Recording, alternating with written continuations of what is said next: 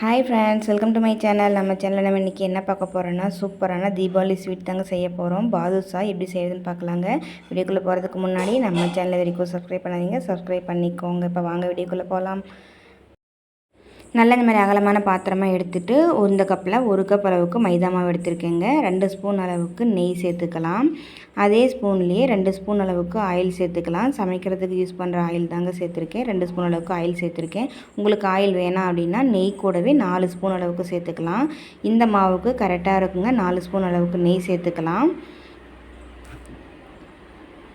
நல்லா இந்த மாதிரி மாவெல்லாம் சேர்த்துட்டு கலந்து விட்டுறலாங்க.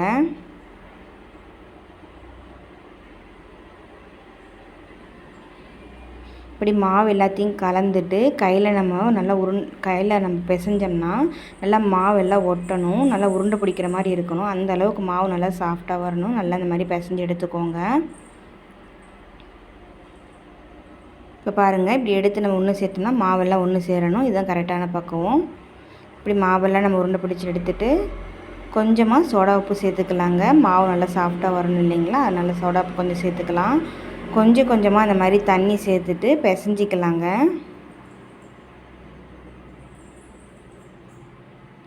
ரொம்ப தண்ணி விட்டுறாதீங்க. கொஞ்சம் கொஞ்சமாக தண்ணி பிசைஞ்சு எடுத்துக்கலாம். சப்பாத்தி மாவு அளவுக்கு நல்லா பிசைஞ்சு எடுத்துக்கலாம். கையில் தொளிச்சு இந்த மாதிரி பண்ணிக்கலாங்க. ஒட்டுக்க ஊற்றிடாதீங்க, மாவு நல்லா கொலன்னு போயிடும். நல்லா சப்பாத்தி மாவு அளவுக்கு நல்லா இந்த மாதிரி பிசைஞ்சு எடுத்துட்டோம். இந்த அளவுக்கு நம்ம பிசைஞ்சு எடுத்துகிட்டு கண்டிப்பாக 2 மணி நேரம் ஊறணுங்க. அப்போ தான் நல்லா சாஃப்டாக நமக்கு கிடைக்கும்.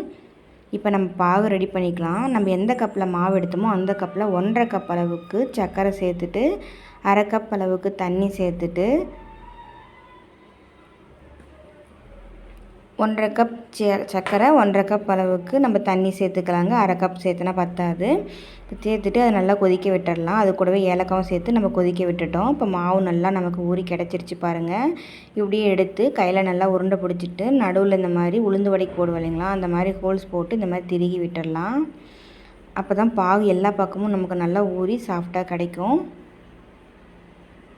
இப்போ நம்ம உருண்டை பிடிச்சி எடுத்து வச்சுருக்கிற எல்லா மாவையும் நம்ம இந்த மாதிரி பாதுஷா ஷேப்புக்கு நல்லா தட்டி எடுத்துக்கலாம். இப்போ தட்டி எடுத்து வச்சுருக்க பாதுஷாவை ஆயிலில் போட்டு பொரித்து எடுத்துக்கலாங்க.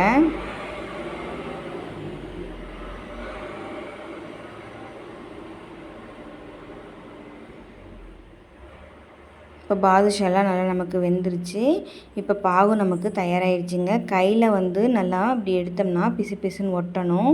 நல்லா இந்த மாதிரி கம்பி பதத்துக்கு வந்தால் பாகை நம்ம எடுத்து வச்சுக்கலாங்க. பாகில் ஏலக்காய், சீனி, தண்ணியெல்லாம் போட்டு நல்லா கொதிக்க வச்சு நம்ம எடுத்து வச்சிட்டோம். நல்லா சுட சுட இருக்கிறவே பாதுஷா அப்படி சூடாக எடுத்து இதில் நம்ம போட்டுறணுங்க. அவ்வளோதாங்க, நல்லா ஊறி நமக்கு சூப்பராக பாதுஷா தயாராகிடுச்சு. நான் இதில் ஒரு மிஸ்டேக் பண்ணியிருக்கேன். அது என்னென்னு கண்டிப்பாக பார்த்துட்டு கமெண்ட்டில் சொல்லுங்கள். நமக்கு பாதுஷா இப்போ ஓப்பன் பண்ணி பார்க்கலாம். நல்லா நமக்கு ஜூஸியாக சூப்பராக கிடச்சிருக்கு பாருங்கள். டேஸ்ட் வைஸ் நல்லா சூப்பராகவே இருந்ததுங்க. இதில் என்ன மிஸ்டேக் பண்ணியிருக்குன்னு மறக்காமல் பார்த்து கமெண்ட்டில் சொல்லுங்கள். இந்த வீடியோ உங்களுக்கு பிடிச்சினா மறக்காமல் நம்ம சேனலை சப்ஸ்கிரைப் பண்ணிக்கோங்க. அப்படியே லைக்கும் போட்டு விட்டுருங்க ஃப்ரெண்ட்ஸ். தேங்க்யூ.